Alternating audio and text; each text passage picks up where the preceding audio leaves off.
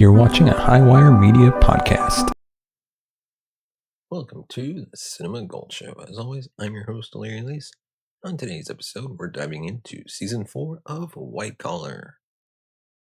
Before we do that, just as a reminder, as we get closer to the end of White Collar, you can let me know what other shows we should review in the comments section below. And it can be any kind of show, whether it's a comedy, drama, miniseries, whatever you guys want us to review, let me know, and I might pick it and review it. And with that, let's dive into today's review of Season 4. By its fourth season, White Collar had already solidified itself as one of the most stylish and character-driven procedural dramas on television. Balancing episodic casework with deeper character arcs, the show revolved around the unusual partnership between Neal Caffrey, a con man with charm to spare, FBI agent Peter Burke, a man whose moral compass never wavers, until now. Season 4 marks a turning point in tone and ambition for the series. The show steps away from its lighthearted roots and embraces serialized drama, emotional fallout, and a much darker conspiracy that reaches into Neal's past. While some fans found the new direction jarring, others praised it for its courage to evolve. One thing's for sure: Season 4 digs deeper, hits harder, and leaves behind a trail of broken trust and moral ambiguity. The season kicks off with Neal Caffrey in exile after the events of Season 3's finale, where his commutation hearing fails and prison looms. Neal flees the country with the ever-resourceful Mozzie. They land in Cape Verde, a tropical paradise where Neal takes on the alias Danny Brooks, dons linen shirts and basks in the illusion of freedom. Picturesque and serene. Exactly the kind of place someone like Neal would disappear to, given the chance. But the paradise is short-lived. Peter Burke, still loyal to Neal but under investigation for aiding in his escape, uses back-channel intelligence to track him down. In episodes 1 and 2, we're treated to a reunion that's not just emotionally charged, but richly symbolic. Peter isn't there to recapture Neal, he's there to bring him home. In a sense, he's offering Neal a lifeline, but with strings attached. The early episodes do an excellent job of setting the thematic tone for the season. It's no longer just about cat and mouse games between agent and con artist. It's about accountability, buried truths, and the slow erosion of trust between two men who once depended on each other implicitly.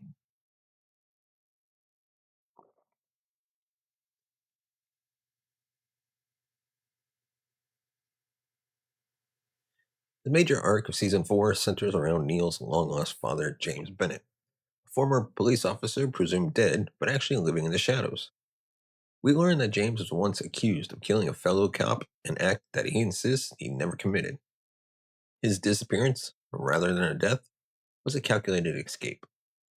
This revelation is set in motion by Ellen Parker, Neal's childhood guardian and former NYPD officer. In Episode 3, Ellen is murdered shortly after encouraging Neal to pursue the truth about James. Her death, framed as a mugging gone wrong, is suspicious from the jump, and Neal knows it. Ellen's murder introduces a powerful symbol, the evidence box. Hidden somewhere in New York, this box is said to contain files that could expose not just the real killer, but a deep network of corruption reaching into the Senate. This becomes Neal's quest for the season. Not a stolen treasure, not a forged painting, but the truth about the man whose blood runs through his veins. This arc adds a heavy emotional burden to Neal's character. He's not just trying to avoid prison or pull off another brilliant con. He's seeking answers to the central question of his identity. Is he destined to become like his father, or can he forge a new path? One of the most compelling aspects of Season 4 is the deterioration of Peter and Neal's relationship. Their bond has always been built on tension, lawman and outlaw, restraint and rebellion. But in previous seasons, there's always a core of mutual respect. Season 4 shakes that to its foundations. Peter doesn't trust James, Mozzie doesn't trust James, but Neal, desperate for closure and connection, chooses to believe his father, and that belief drives a wedge between him and the people who's always been there for him. As the season progresses, Neal withholds information from Peter about James, about Ellen, and about the evidence box. He lies, he covers, he manipulates. And while Peter tries to give Neal space to work through his emotions, he's also bound by his job and his ethics. Watching Peter juggle friendship with duty is one of the most heartbreaking elements of the season. The brilliance of this tension is that it never feels forced. It's the natural evolution of a relationship built on opposites, and is performed with subtle and restraint by Bomer and Decay, whose chemistry remains a bedrock of the series. Despite the heavy serialized arc, Season 4 doesn't abandon its roots. The Case of the Week format still thrives, providing much needed levity and variety amid the darker overarching plot. One standout episode is Empire City, which follows Neal and Peter as they investigate a forged recording by a legendary jazz musician. The episode is dripping with noir atmosphere, Harlem clubs, secret vinyl record recordings, smoky lounges, and allows Bomer to show off his vocal talents in a rare but delightful singing scene. In Brass Tacks, the pair go undercover in the high-end whiskey trade to trace counterfeit distribution channels. The writing is sharp, the con is multi-layered, and the stakes, tied to the larger Pratt conspiracy, make the episode feel more than just filler. Even Shoot the Moon, a seemingly goofy episode about a love-struck criminal couple, brings charm and thematic relevance. It mirrors Neal's own romantic idealism and eventual disillusionment as he inches closer to a confrontation with his father. The beauty of White Collar has always been its ability to blend con artistry with the emotional depth. Season 4's episodic cases are still stylish and satisfying, but they're also more reflective, used as mirrors to the larger character arcs unfolding beneath the surface. Throughout White Collar, Mozzie has served as the philosophical cynic, the off grid hacker and the one man surveillance unit who always seemed 3 steps ahead of the FBI. But in Season 4, he takes on an unexpected role. Excuse me. The voice of moral clarity. Mozzie's instincts are sharp from the moment James Bennett enters the picture. Unlike Neal, blinded by emotional longing, Mozzie views James with immediate suspicion. He warns Neal repeatedly something's off. This guy isn't clean. He didn't disappear for nothing. What's fascinating is that Mozzie, a career criminal who spent his life distrusting institutions and advocating for self-reliance, becomes the most grounded voice in Neal's circle. He understands the pull of a mythologized parent, but he also knows how cons work. In James has all the signs. Mozzie's quiet heartbreak throughout the season, watching Neal slip in emotional vulnerability, and watching Peter pay the price for it, adds a level of depth to his character. He still has his quirks, conspiracy boards, burner phones, false identities, but this time those quirks are undercut with something more human: disappointment. He believed Neal had grown beyond this. Maybe he believed Neal was ready to choose a new path. And by the finale, that belief is correct. Sarah Ellis, portrayed by Hilary Burton, returns this season with poise and purpose. Her reintroduction isn't just about rekindling a romantic subplot, it's about showing Neal a potential future he could have, one rooted in trust, honesty, and a real life outside the criminal world. Sarah's job brings her back into Neal's orbit as an insurance investigator working on similar cases. Their chemistry is undeniable, but what elevates their interactions is how deeply rooted they are in mutual respect. Sarah isn't naive. She knows exactly who Neal is, but she also sees the man he could become. There's a poignant scene mid-season where Sarah tells Neal, "You don't have to be your father. It's simple, but it cuts through everything." Neal is spiraling, obsessed with uncovering the truth, dancing closer to criminality again, and Sarah is the one voice that reminds him he has a choice. The romantic tension is still there, of course: glances, near kisses, unfinished sentences, but Sarah doesn't exist to save Neal. She exists to offer him clarity. And when he ultimately chooses to protect his father's secret over doing what's right, the rift between them becomes permanent. She doesn't need to say anything. The silence speaks volumes. Season 4's main villain isn't a mob boss or a master thief, it's the system itself. That system is personified in Senator Terrence Pratt, played with menacing calm by Titus Welliver. Pratt is the kind of man who weaponizes power, covers his tracks with bureaucracy, and silences threats with surgical efficiency. His character is the culmination of the corruption first hinted at back in Season 1. Pratt isn't flashy, he doesn't monologue. What makes him terrifying is how plausible he is. He's a politician with friends in high places, skeletons in hidden boxes, and an entire infrastructure of plausible deniability. He's everything Neal and Peter have fought against, just wearing a suit instead of a ski mask.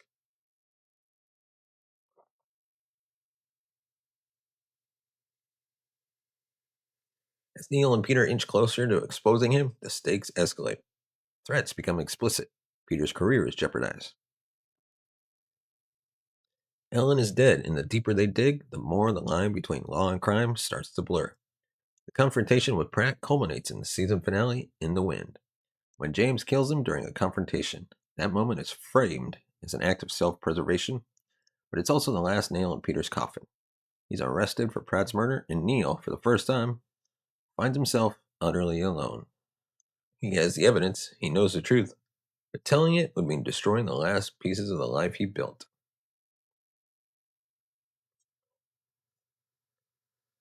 While season 4 is steeped in political intrigue and family drama, it never loses sight of its roots in white collar crime. Many of the season's best moments come from the clever cons, elegant heists, and insider scams that defined the series early on. In parting shots, Neil and Sarah pose as a married couple infiltrating a ritzy charity gala. It's equal parts flirtation and deception, with Neil's navigating socialite circles while secretly tracking a con artist. The fashion, the banter, the tension, it's vintage to white collar. In Shoot the Moon, Neil and Peter chase down a couple reminiscent of Bonnie and Clyde.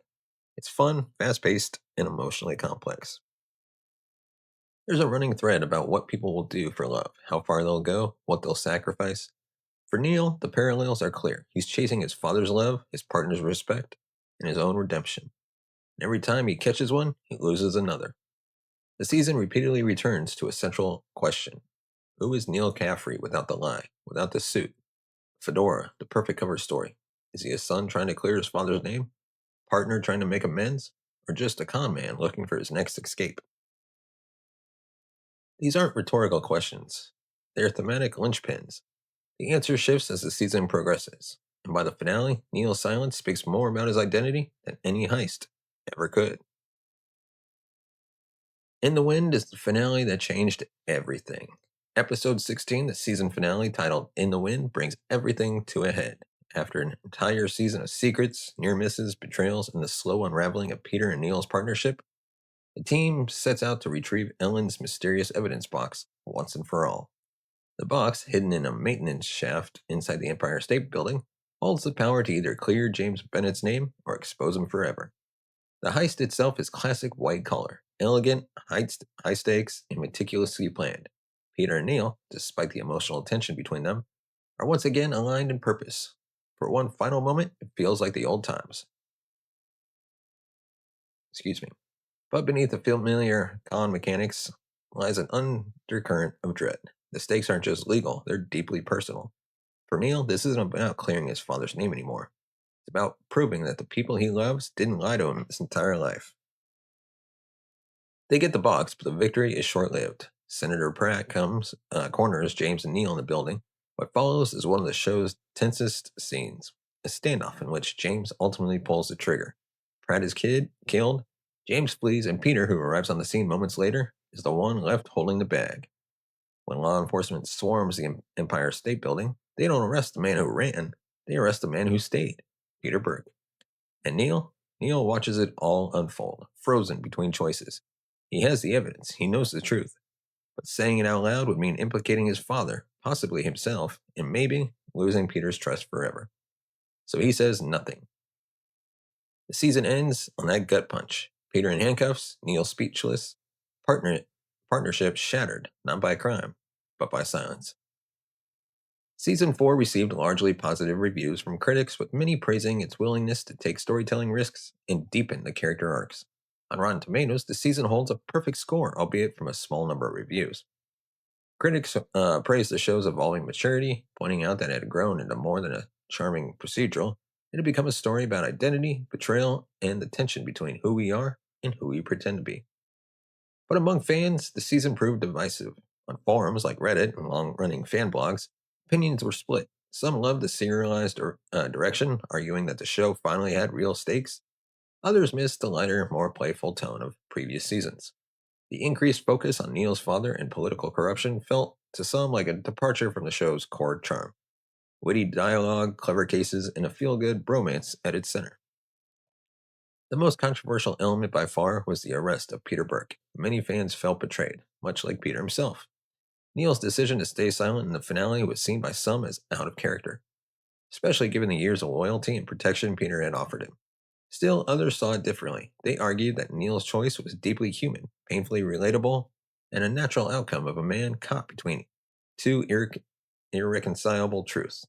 His entire life had been shaped by abandonment, by lies, by survival.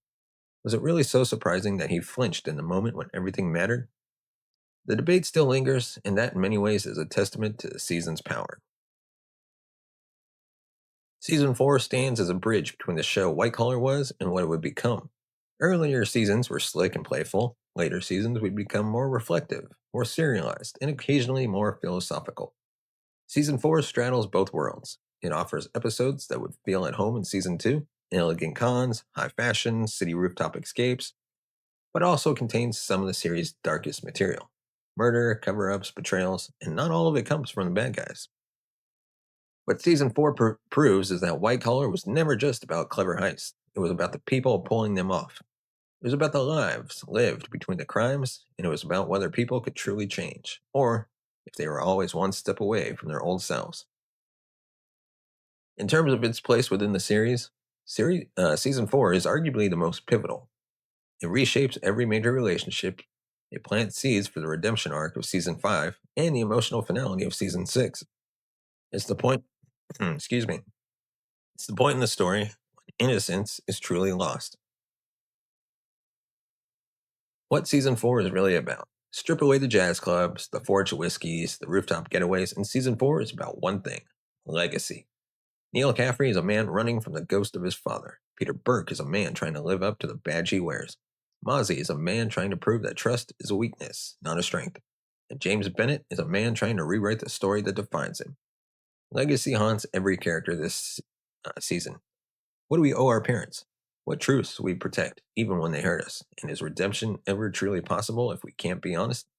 Especially with the people who love us most? The season doesn't offer Neal answers. In fact, it suggests that some answers don't exist. Ellen dies, Peter goes to jail, James vanishes, and Neal is left standing in the wreckage. Suit pressed, shoes polished, soul fraying. In that way, Season 4 isn't just a turning point, it's a reckoning. So, our final verdict Season 4 of White Collar is bold, emotionally charged, and narratively ambitious. It's not perfect, its pacing lags in a few middle episodes, and the central conspiracy occasionally gets lost in its own density. But it's the most important season of the series. It challenges its characters to grow, falter, and hurt each other. It takes real risks. While those risks don't always pay off clearly, they elevate the story to something richer than weekly heist fare. Matt Bomer and Tim DeKay deliver career best performances, especially in the latter half of the season. Their dynamic remains the heart of the show, even as it fractures. Willie Garson adds gravitas to Mozzie's usual mischief, and supporting characters like Diana, Jones, and Sarah finally get the development they deserve. In the end, Season 4 is about the cost of truth, what we risk when we chase it, and what we lose when we don't. So I'm going to give it a rating of 9 out of 10. It's a season that dares to say, not all endings are happy, but they are, at least, honest. So I'm going to leave that with you. Let me know in the comment section below, what did you think of White Collar Season 4? Where do you rank it among the seasons so far?